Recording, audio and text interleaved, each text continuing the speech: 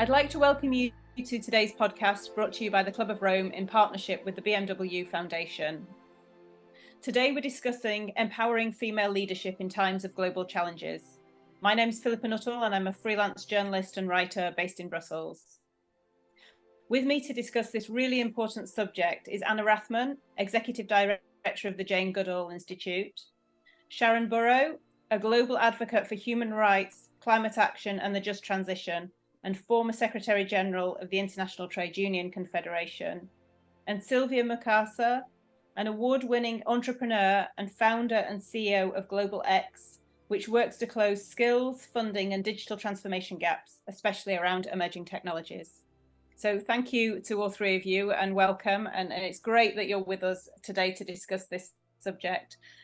So to start, I'd like to open with the idea that we're living during a polycrisis, many people have said at the moment. So we have the issue of climate change, biodiversity loss, growing inequality, the energy and cost of living crisis. We could probably continue with that list, unfortunately. And despite progress, and there has been progress, the majority of our leaders, especially in the political sphere, are still men.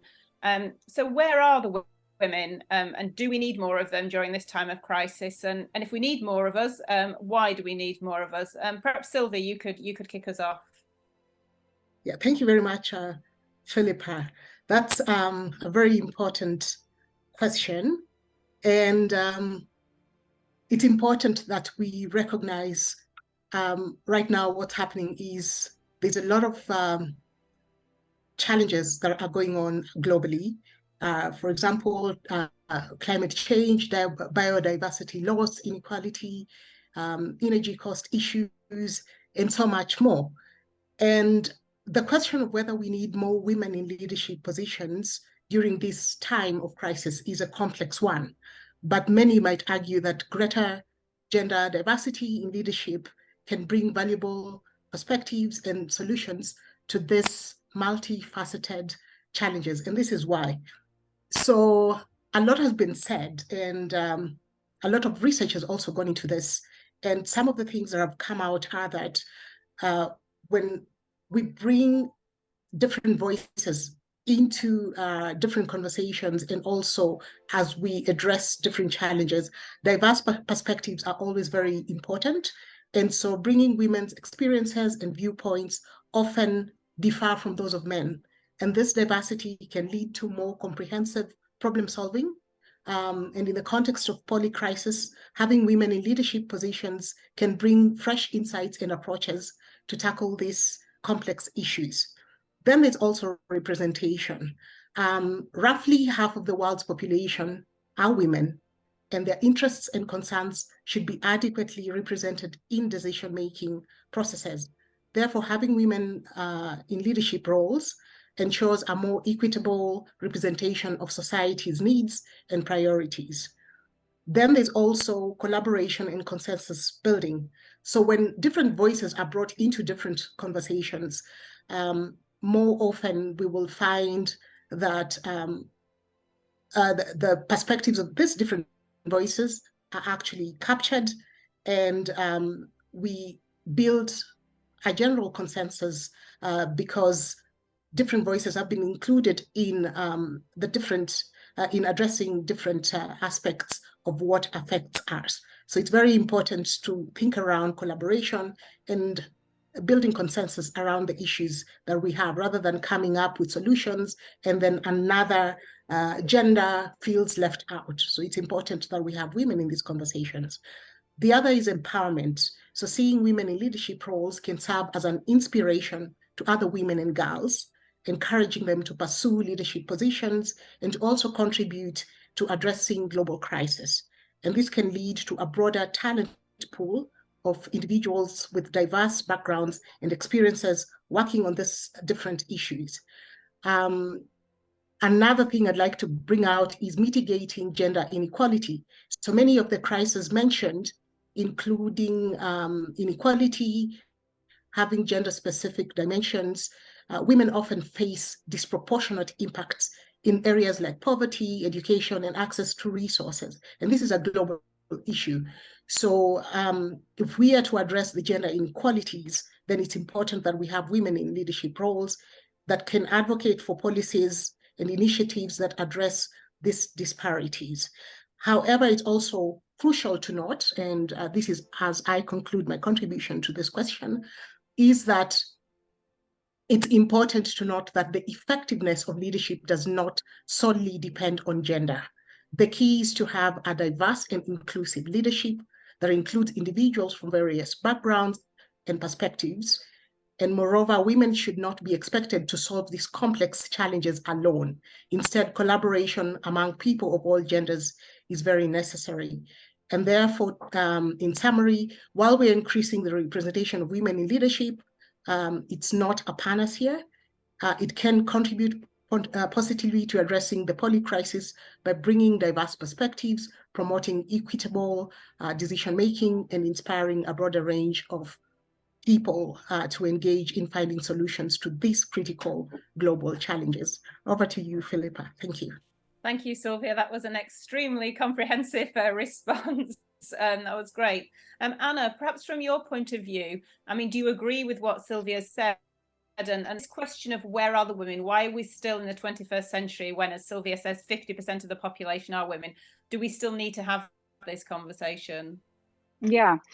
Well, yes to everything that Sylvia was adding in her remarks. I was writing them down, Sylvia, as you were writing them. I think, or as you were speaking them. I think what was especially resonant, and the word that I kept coming back to, was inclusivity.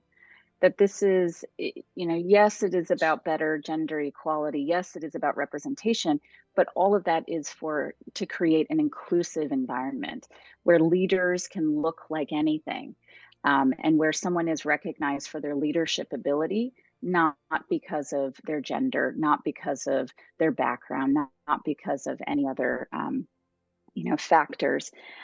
There's something that we say often within the Jane Goodall Institute, and that's a see it, be it. And that is why it's important to have representation. That is why it's important that there are women in leadership capacities, because, as Sylvia said, if young people can see it, they can be it. And that's something that, I think is an important element to this too.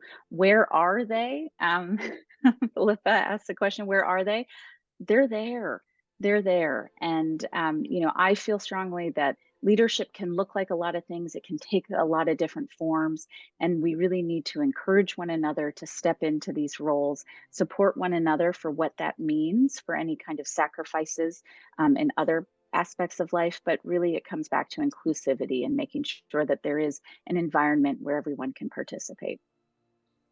Super. Thanks, Anna. And Sharan, from your point of view, and especially what you've seen in the world of business and industry through your work in the trade unions, do you agree with what Anna's just said? And do you feel there is that support there to create a more inclusive leadership system, which we're not necessarily seeing at the moment? I think our architecture globally has reinforced a model of business and society that is siloed. So when a male CEO, and there are exceptions, of course, but in typical format, when a CEO walks through the door of a company, they put aside their family life, their church life, their community life, whatever the other elements of their life may be, because they feel they're expected to play to a dominant playbook, that they're expected to be a CEO who has this fundamental set of KPIs, mostly around profit take and reporting back to shareholders. That means they must be singularly focused. And so in that context, I think the failure of a more inclusive business model is actually also a failure of productivity. It's a failure of innovation. It's a failure of more broadly thinking about how you deal with the business risk. And in the context of a societal risk, that's created not just a polycrisis, but a permacrisis, because we've perpetuated this model of business, this model of society that is still discriminatory, this economy that's based on the rape of natural resources, and indeed an energy system that in and of itself, as well as the products we manufacture, like plastics, are destroying the very home that we live in, from our land to our oceans. And then a model of inequality that is based on a notion that you make profits, but not necessarily making profits to share. My question is always, why is it that we can create wealth, and we've shown it, 4, 6, 7 times more GDP in the last 40 years than, depending where you are in the world, than at that point. But we failed to share it. So we have this massive inequality. We don't have systems of resilience like social protection. I do believe, and it's not as simple as men and women, because women can be captured by the dominant model as well. But I do believe that women have a broader skill set. They are the fabric of their family, so the care, the multidisciplined nature of their day, from looking after their children and perhaps older parents and neighbours and community, through to actually thinking about the nature of the way we live our lives, the budgeting and the sharing of scarce resources. I do think women bring a broader set of skills, and they do not leave themselves at the door, by and large.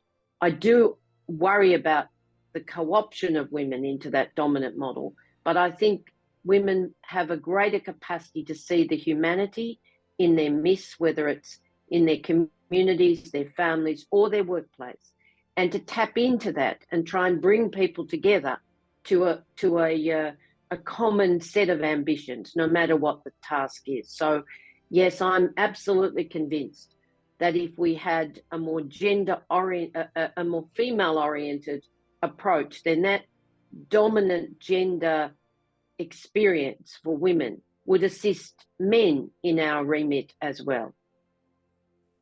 Thank you, Sharon. That's really interesting what you've just said. And I'd like to ask you, Sylvia, directly, Sylvia, because you are a CEO.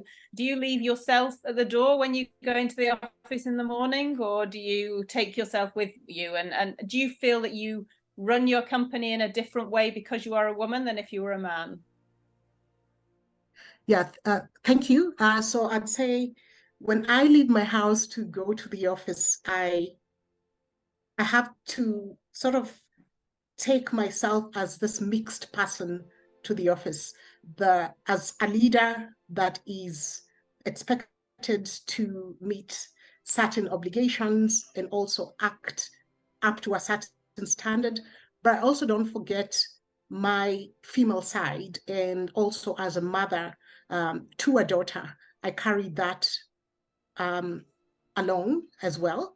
And I speak about my daughter because it's very important that we realize a lot of the time, the type of leaders we are, or the kind of people we are, is actually shaped by our own lived experiences and the people around us. So I know the challenges that a woman can go through being a woman. And I look at my daughter, and I look at other people around me, other young people that I engage with, and also other women and mothers that come to work. And I have to think around, how do I make their lives easier at the workplace? What kind of policies do we have at the workplace to support these women who are parents as well, who are mothers? What can we do to support them? When we look at the challenges that women in leadership face, and some of them cut across sectors. I am in the technology sector, and we have our challenges in the technology sector as women. But then I've come to learn that a lot of those challenges cut across sectors, irrespective of what sector you are in. So again, when I look at myself as a woman and the challenges that I've had to face in the tech sector, again, I bring that to the workplace and think around, how do we make lives better for women in technology, for instance? How do we ensure that there's representation at the workplace where we can see all these different women, from women from the rural areas, women from the urban areas, single mothers, all those things. How do we bring that face and ensure there's inclusivity at the workplace. So yes, I do draw back onto my experiences and also from home, my family members, and bring that into the workplace to try and make life better for everyone else at the workplace. But then there's the other side as well, where as a leader, you're supposed to behave a certain way. You're supposed to do things a certain way. For instance, looking at integrity and ethical issues, those are not necessarily from home, but an expectation from a leader. So again, I have to live to what the world expects of me as a leader. So it's got to be a mix of the two. Thank you, Sylvia. Anna, as a leader in the conservation sector, you're not just leading a team, you're also leading us to a better world, a more regenerative, biodiverse, rich world. Do you feel that you need to behave in a certain way to bring that to the organization and to be seen in the outside world? And do you feel, especially in the conservation space, that it's even more important perhaps to have this diversity of voices, the women and men, because you've kind of got this dual task of leading a team, but also of the bigger expectations that are out there from you in the world? Yeah. So do I need to behave a certain way, or is there a certain expectation? Yes, there's always going to be expectations on us, but I think that, again, that's going to be in any role that you have as a leader.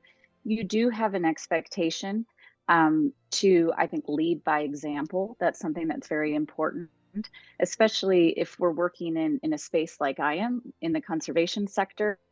There's going to be certain choices that I would hope that I would intrinsically make that are good and representative of the organization and the sector in which I work. So there are those kinds of expectations, but I will say, I think from a leadership style perspective, you have to remain authentic to yourself. And if you start to feel that you are playing a role, that you're playing a part, that you are doing something because of an external expectation of you, you really need to come back and ask yourself, is this authentic to me? And if it's not, am I the right person in this position? And I think that's very important. And I encourage anyone who finds himself in a role that is a representative role, a role that is a leadership role, to really ask themselves, is this authentically me? Because that's then where that kind of true leadership will shine through. That's where the sincerity becomes so apparent. And as I was listening to Sharan and Sylvia, I was thinking about this concept of a three-legged stool, and that life and us as employees of organizations or as leaders of organizations, we have this kind of responsibility of a three-legged stool. And that three-legged stool is a responsibility to our careers, to our professional lives, but it's also to our personal lives, to our loved ones, and then to our communities. And ensuring that each one of those legs of that stool, the community, your loved ones, your family, and your career, are in balance in a way that stool can remain strong and sturdy. So those were just some of my reflections. That's a really nice way of looking at it, is this need for balance and not just equality between the sexes, but also balance with you as a person. Sharan, you mentioned the idea of women, I think you said, being co-opted sort of into the male way of thinking almost. And Anna just mentioned the idea that you need to remain authentic to yourself. So in terms of yourself as a leader, what could you give us an example perhaps, or some thinking around how do you remain authentic if as a woman you're in a world which is very perhaps different, is a male focused world or a male dominated world? I mean, we're in the lead up to COP28 at the moment, and the few female politicians who will be there will be very much in a male world. So how do they remain authentic and not be co-opted into perhaps a more male or a different way of thinking? Well, I don't think it's just gender specific. I think we've created these institutions. Yes, of course, that's been dominated by male leadership, but it's a set of expectations. And it takes courage. I think, that balance is absolutely right. And the three-legged stool is a lovely concept around that. But remember, on top of the legs, you've got this solid block that you sit on, that you actually occupy. And so I think it takes courage to occupy that seat with the three-legged influences, or the influence of family, community, and the economy, all wrapped into one. And many of us will sit predominantly in one of those legs, but we have to understand all three of them if we're going to actually find a solidity that is about a more united, a more socially connected world that can deal with the challenges of today. So going into COP, we have this terrible environment where, yes, we have to move on from fossil fuels. The world knows we have to move on from fossil fuels. Is that easy? No. Have we built an industrial revolution based on it? Yes. Have, my life's been dedicated to making sure that people, particularly workers and their families, actually benefit from the advantages of that industrial revolution and the economy that we've built. It hasn't been the case that we've created equality. It hasn't been the case that business and government and society have been in cooperative endeavour to build the social protections, the resilience, those vital public services, or to deal with the science that tells us that we're actually destroying nature, our very common home. And so going into COP, we've got all these vested interests. We've got people who are terribly committed, to the notion that we have to find different ways of managing our economy. We have to find more human approaches to actually generating shared prosperity. We have to find more inclusive and generous hearts around looking at how we deal with refugees from not just the conflict in the world today, that's extraordinary, got greater levels of conflict than we've had since the Great World Wars, but also the damage to people's homes with extreme weather events and the subsequent collapse of livelihoods and risk to economies generally. So can we deal with that in a dominant model of thinking? No, we can't.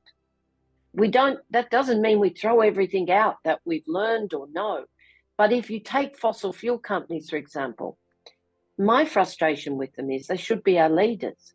They have the CapEx, they have the technology, they have the infrastructure, they have the skilled workforce and the capacity for innovation to move their capital, to actually be leaders in a more distributed energy world where they can help us with the investment in green hydrogen, so expensive, so vital, based on renewables.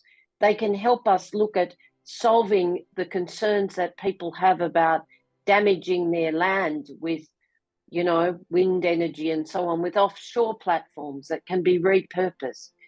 There's so much we could do together. But indeed, while I think there is great heart from many, many businesses, certainly from the areas that others work in and that I work in around community and climate and renewables and energy security, there isn't yet great heart and great partnerships with those oil and gas companies. And we need to change that. It's women's voices, I think, who can actually help us based on the demands of a younger generation. Because if you look at the Gretas of the world, they are demanding that we do not continue business as usual. But we have to find the solutions with them to actually something where everybody can prosper.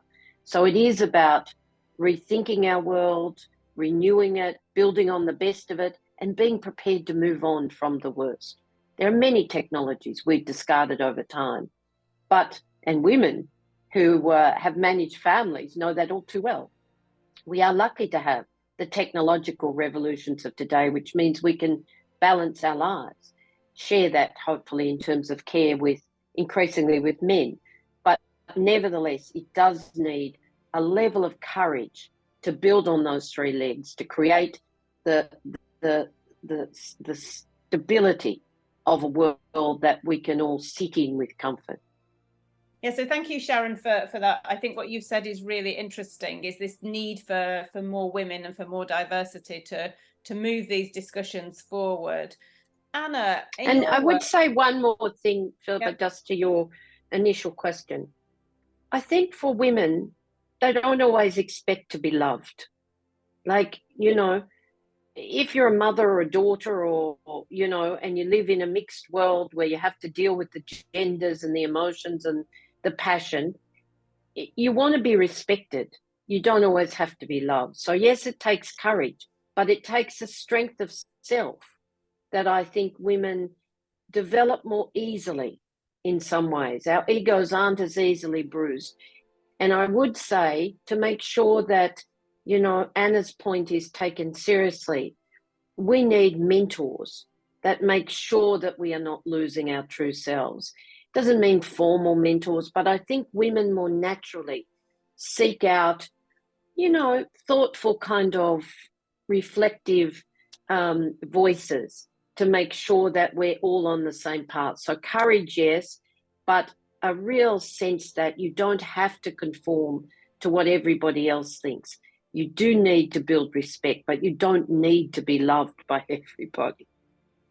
Indeed, yes. And we can't be loved by everybody, I don't think. And anybody who's got teenage children will definitely know that you can't be loved by your children. Exactly.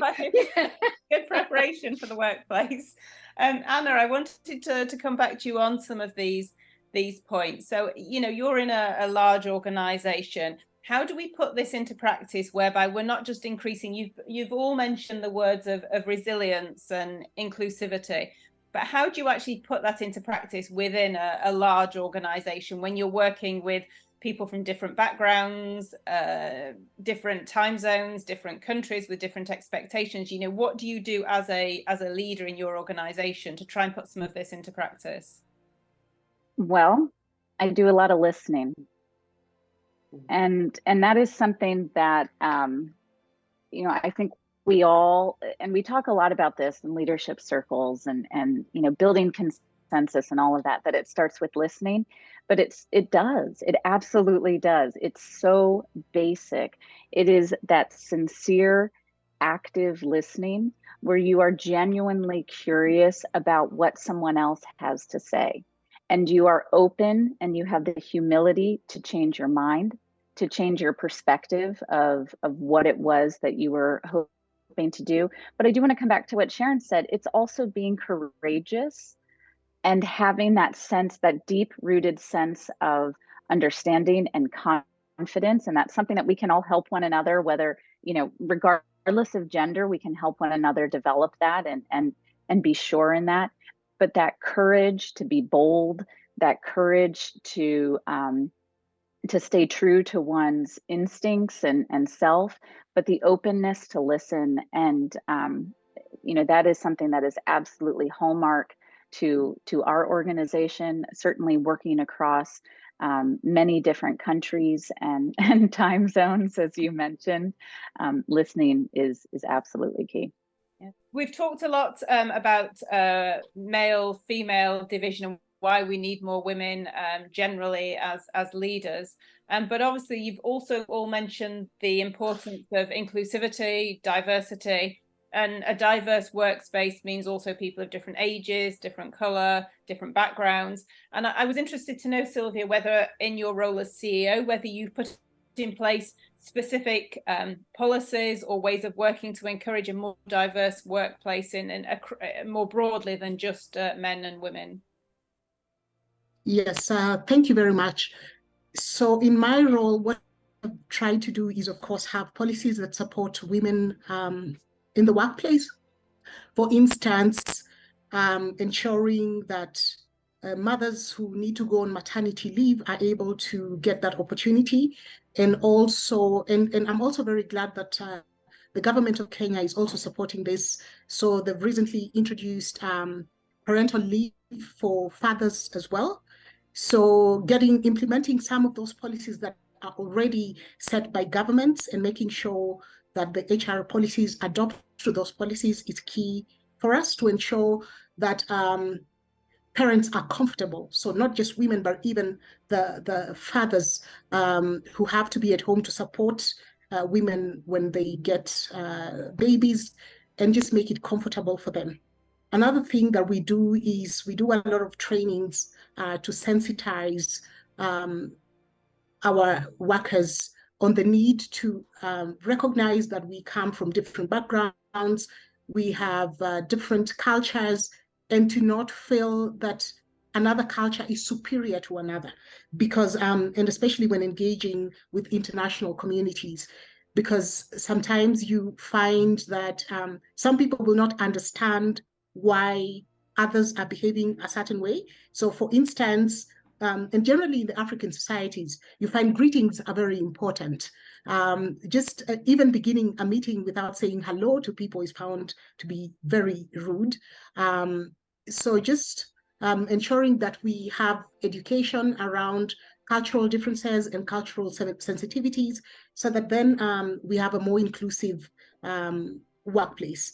And also looking at gender roles, and because it's very different, for instance, in the African context, and maybe looking at the Asian context or the American context, you find how women are valued is very different. So some societies, for instance, embrace women more, women leaders more than others. And so it's important to be sensitive around these things and to just educate on the need to include other genders, and to also give opportunities to people from diverse perspectives, and the importance of doing all that. Because again, sometimes if you don't tell people why it's important to have an inclusive workplace, and also include equity in the work that we do, then again, some people will not see value. I may see the value as a leader, and also because of my exposure, but that doesn't mean everybody around me or the people who work with me understand that. So it's important to educate. The other thing is to also ensure that you deliberately hire balanced genders. So the policies around hiring and retention need to be very strong and be very deliberate. And I've seen that, especially when it comes to thought leadership in the tech circles, I personally have had to get out of my way to speak to organizers of different events on the continent to get women on their panels, for instance, because they'll say, oh, you know, we can't get women for these panels. And yet I know a lot of women who are very knowledgeable in different fields, but they will just not put themselves out there. So it takes deliberate efforts in our hiring, and just ensuring that we put women in these spaces where they would not necessarily put themselves. When there's calls for people to speak, most of the time women hold back, and sometimes it just takes someone nudging a woman to speak on a certain topic, and they will do it. So we have to be deliberate. Excellent. That's a really interesting, Sylvia. Thank you. Anna, I wanted to ask you, because Sylvia just mentioned two words there. She said we have to be deliberate and we have to nudge. Do we need policies in place which demand that, you know, we have a 50-50 male-female split, or we have co-presidents of political parties where we have men and women? Or, as Sylvia suggested, also we just have to nudge people by giving people the right training or the right education? What's a good approach, do you think? I loved what Sylvia said about, as I was listening to it, it's about the why. Why does it matter? Why is it valuable to have gender equality? Why is it valuable to have this inclusivity in our workplace? Why is it why is it valuable to strive for a more inclusive world? It's coming back to that. And, you know, I think we always need to be careful when something is mandated without the proper education, as Sylvia was saying, without the proper explanation of why we are doing this. That mandate can actually cause a backlash of, you know, well, I don't want to be told what to do, and I don't want the change. And unless you educate people, unless you explain why this is valuable, you know, you're really going to have a bit of a struggle. So I would say, you know, it's a balance. Of course, it's a balance. I also loved the idea Sylvia, as you were talking, thinking about that there will be some people of any gender who may not be the first one to speak up, but that doesn't mean that they don't have something exceptionally valuable, wise, a perspective that we need to hear. And so again, as leaders, it's important for us to draw out those who maybe are not going to be the first one to raise their hand, but to say, I see you, I value you, I want to hear your contribution here. And that is a role that all leaders have, I feel, is to bring those voices in, and to recognize the contributions that they can make, even if they're not the first ones to shout it out. I think that's great to hear. And if all leaders were like that, I think we'd be definitely in a better situation. Sharan, a lot of your work that you've been doing is around the just transition. So the idea that the move to a better, cleaner, more regenerative society is fair for everyone.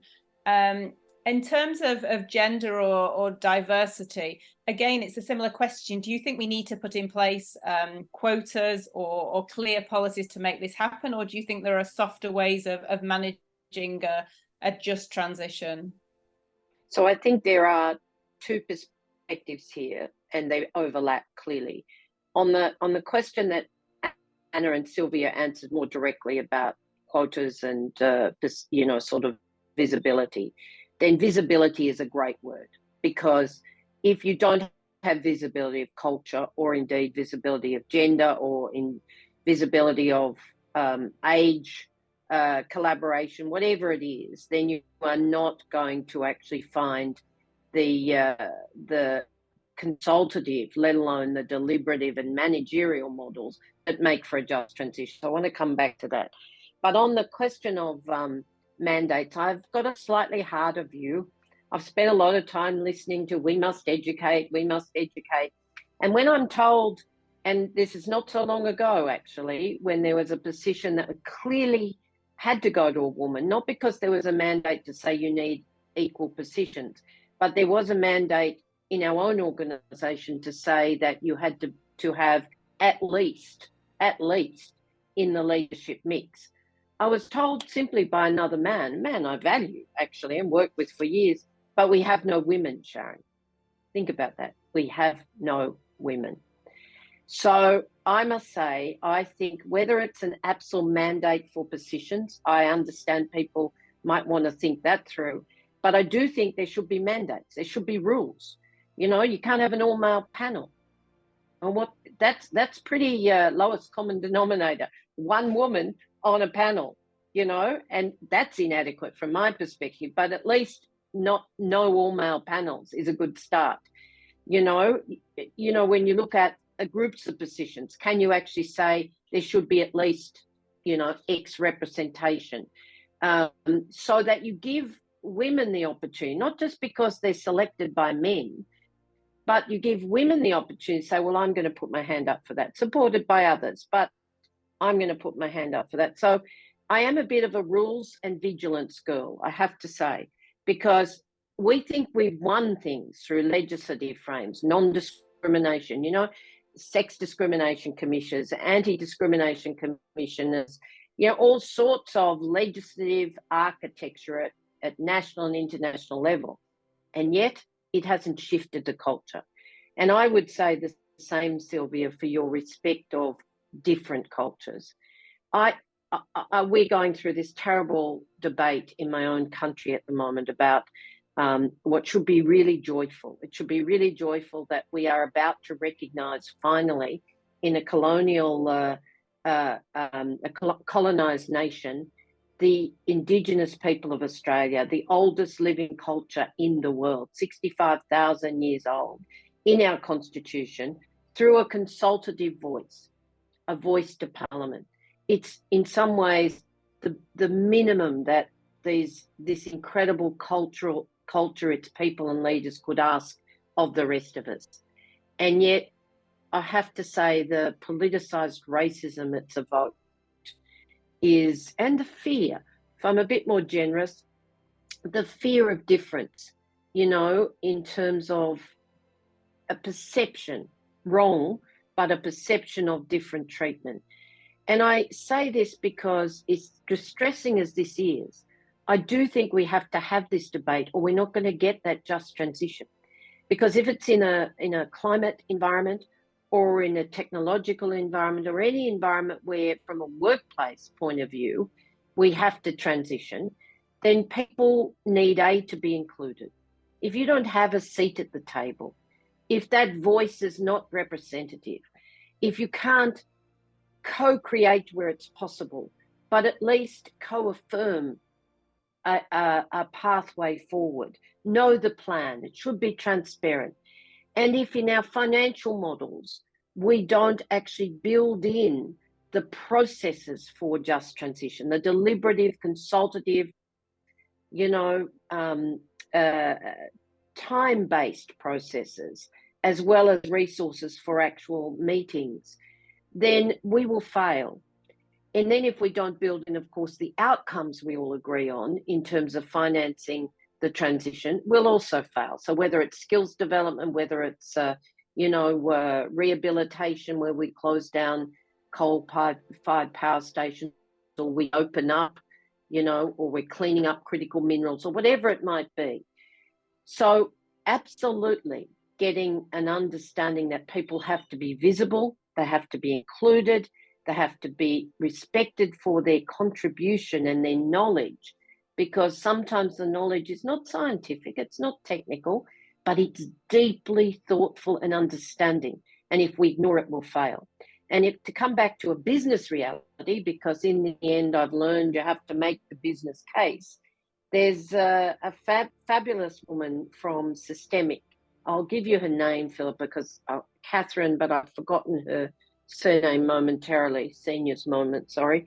But she gave a figure last week. We're in this forum, and she said, Sharan, you will love this figure. But she has worked out in the way that those clever statisticians do, that if we don't involve people in consultative processes, we will risk $100 billion a year in climate finance, because it will fail, it will be delayed, it will be there will be obstructions, whatever the barriers that are put in place. If you start with involvement. Now, again, not everybody is going to agree. If we all agreed, the world will be a much simpler place. But that's what democracy and deliberative democratic processes, consultation, whatever name you want to put on it, are about.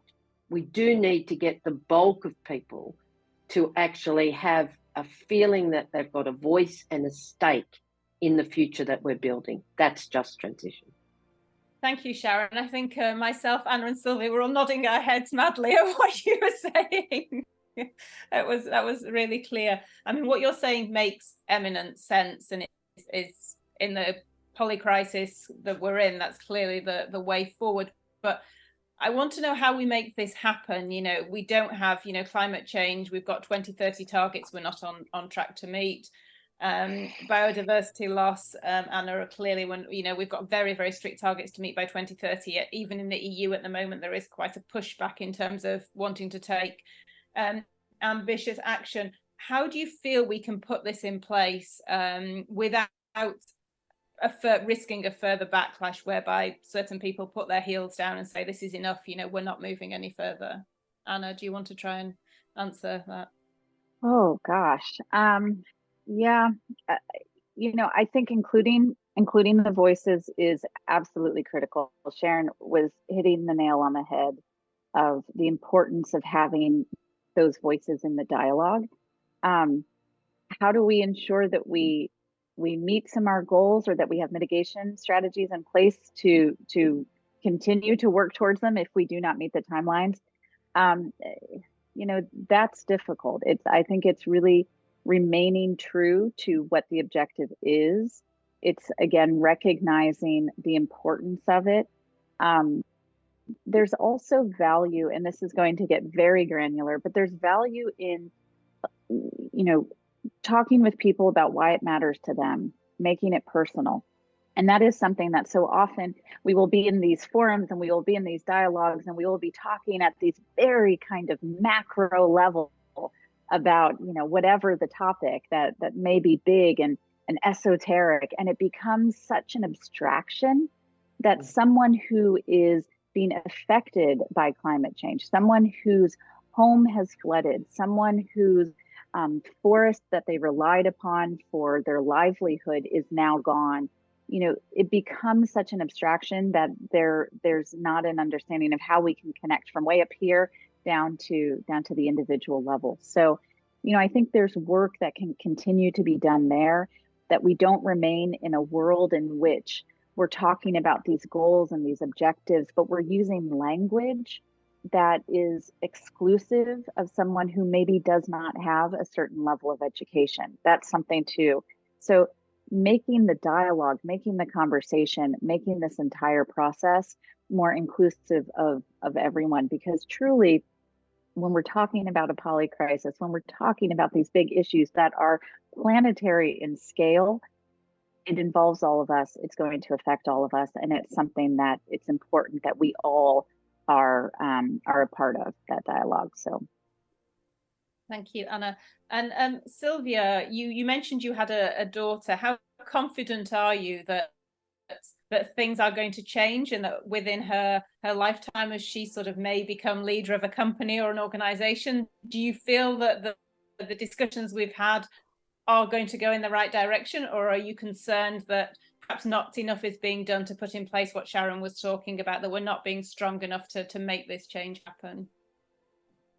Okay, so I think a lot of work is actually going into addressing the gender balance matters across the world. So yes, there's still a lot of work to be done, but there's a lot that is going on. And I see this because right now, I don't know if this is happening in other parts of the world, but I know in Kenya, for instance, there's a lot of backlash, especially when we start looking at toxic masculinity, where we see comments like, when there's initiatives around the girls or to empower girls, we get questions like, then what happens to the boy child, right? What happens to the boy child? The girl child is getting more empowered than the boy child. Who are you empowering this girl child for and leaving the boy child behind? So we can see the equation is changing, where we are no longer just hearing about girl child empowerment, but also seeing a need for the empowerment of the boy child. But what I usually say to those kind of remarks is, yes, there are challenges that the boys are having, and we have to address them because they deserve to be addressed. But we cannot run away from the fact that even though we've made strides and we can see some changes, there's still a lot of work that goes into supporting the girl child. So let's not look at empowering the girl child as an initiative to fight the boy child, because then we'll be losing the point. It's about addressing specific issues that all these genders face, and making sure we address those specific issues and not seeing like it's a matter of pitting another gender over another. So a lot of work is going on, and I see it in Kenya. I can see there's a lot of concern for the girl child and a lot of initiatives. And even when you start looking at tech positions, for instance, especially at the lower cadre levels, we are beginning to see the change in numbers. So we find a lot of girls who can build websites, who can code, and there's still more work to be done, but those numbers are changing. Where there's still a big problem is in the leadership positions. So we need to start really looking at women leaders, women in the boardrooms, for instance, because that's where the biggest challenge is. So long as there's not enough female voices in the boardroom or at top leadership levels, then it becomes very difficult to implement policies or even come up with the right policies, because they're not there. Most of them are still right at the bottom.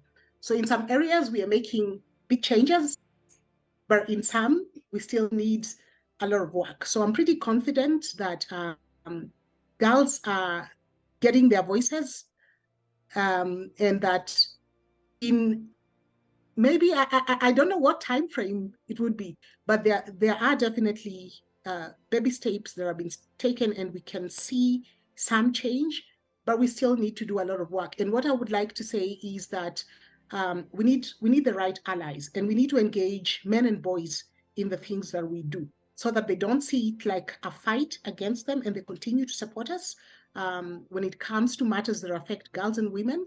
But we also need to assure them that we are also their partners, right? So that they don't see us as enemies who are trying to get ahead of them, but more just trying to create a level playing field for all genders, and not fighting each other. Thank you, Sylvia. And I think we're going to have to wrap up there, but I think that was a great place to wrap up with this idea that you are confident for the future, that things are changing. Yes, sorry, can I just say, though, that, you know, a toxic male culture doesn't suit men either. We don't raise our sons to be, you know, to go into workplaces that are toxic and gender divided and not inclusive. And so it's the toxic male culture. But then if we wait, Sylvie, I am frightened, because it would take another 50 to 100 years to see gender equality, whether it's wages, whether it's positions. So I think we have to walk and chew gum. We have to show, you're absolutely right, we have to do it together, but we need to educate a very different world that's set on different values. And I don't think anyone that goes to any church in the world, I'm not religious, but I grew up in a religious family. And I don't think any preacher, mostly men, but any minister or preacher or whatever would ever stand up and give a sermon saying you don't actually treat each other respectfully. So it's the toxic male culture that somehow we've let flourish that has to be eliminated. And then you can deal fairly with gender equality. Yeah, very true, that we all need to work together. And I think the statement that came out from the Pope yesterday on climate change, 28, amazing. Is perhaps a good way of wrapping this up, this idea that we need inclusivity, and we need to hear all those voices, and especially the voices, as you've mentioned, from Indigenous populations, from people in the past we've not necessarily heard from. They should no longer be on the margins. They need to be front and center of the discussions, and that obviously includes women from all backgrounds as well. I'd like to thank all three of you for a really, really interesting discussion, and super inspiring. And I think we could continue to discuss for a lot longer. So thank you very much for contributing today. And thank you to those who are listening to the podcast, which was brought to you by the Club of Rome in partnership with the BMW Foundation.